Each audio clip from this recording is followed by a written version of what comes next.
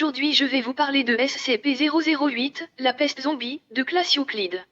Voici à quoi ressemble ce SCP. SCP-008 est un prion complexe qui est stocké en échantillon au site G2. Les recherches sur ce SCP sont grandement classifiées avec comme principal but d'empêcher la recherche pour qu'il n'y ait pas une synthèse sur 008. Un prion, c'est un type de protéine présent sous forme cellulaire dans l'organisme capable de devenir pathogène suite à une mauvaise formation et disposition des éléments qui la composent. En ce qui concerne les caractéristiques ce prion dont nous parlions, il a un taux d'infectiosité et de mortalité de 100%.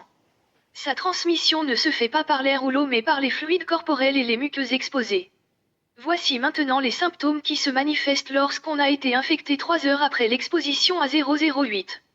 Tout d'abord on a une forte fièvre avec des symptômes pseudo-grippaux avec à la suite une puissante démence de 12 heures. Puis c'est le début d'un coma d'une durée d'environ 20 heures durant lequel le sujet sera considéré comme étant en début de mort. On y observe une période de mort cellulaire au niveau épidermique et endermique ressemblant à de la gangrène et les tissus qui ont survécu deviennent très résistants et continuent d'assurer leur fonction d'origine. Les globules rouges vont fortement améliorer leur capacité à transporter le dioxygène, provoquant un écoulement de la circulation sanguine ralentie avec une augmentation de la force musculaire et de l'endurance. Cette grande viscosité du sang diminue également la perte de sang par blessure. Durant plusieurs heures, le système nerveux et musculaire n'est pas affecté par l'insuffisance organique. Et le métabolisme est capable de ralentir à un niveau si extrême, que le sujet est capable de survivre plus de 10 ans sans nourriture. Cependant, les instincts comportementaux et la commande motrice sont endommagés et pour ce qui est des capacités cognitives, c'est ultra retardé et irrégulier. Et chez les animaux, c'est pire, ils ont une mort des tissus cérébraux et sont inactifs. Pourtant le sujet peut tout de même effectuer des activités physiques limitées de base comme rester debout, marcher, ramper, prendre quelque chose et mordre en s'adaptant à ces systèmes nerveux très endommagés.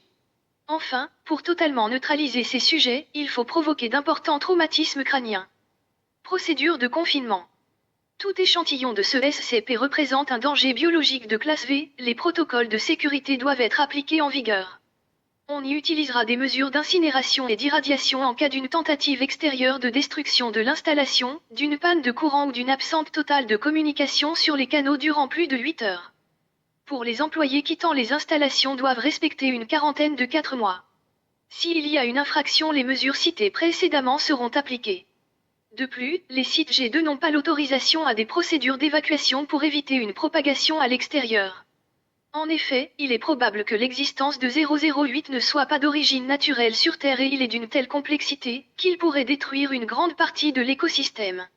Un effort de collaboration a été négocié avec l'Union des républiques socialistes soviétiques afin de localiser les sites G2 après leur découverte pour éliminer ce SCP en 1959.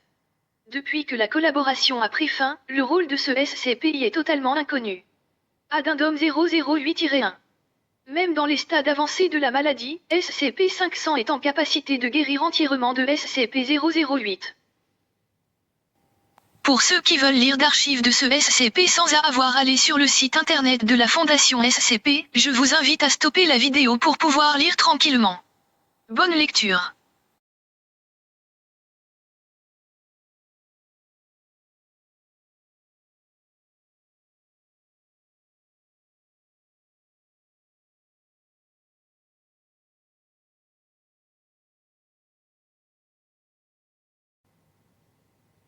Donc la prochaine fois que vous voyez un zombie, faites attention car il pourrait bien vous infecter aussi.